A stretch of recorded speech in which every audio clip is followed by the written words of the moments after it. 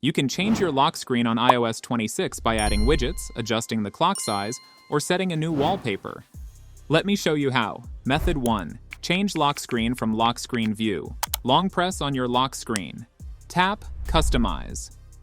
From here, you can change wallpaper, modify the clock size and style, change colors and fonts,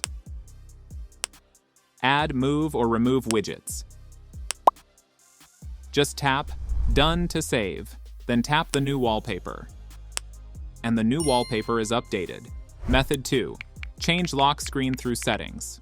Open Settings. Scroll down, then tap Wallpaper. Tap Add New Wallpaper or Customize Current. Choose from Photos, Color, Default Apple Wallpapers. Now you can resize and style the clock. Add widgets like battery, weather, calendar, etc.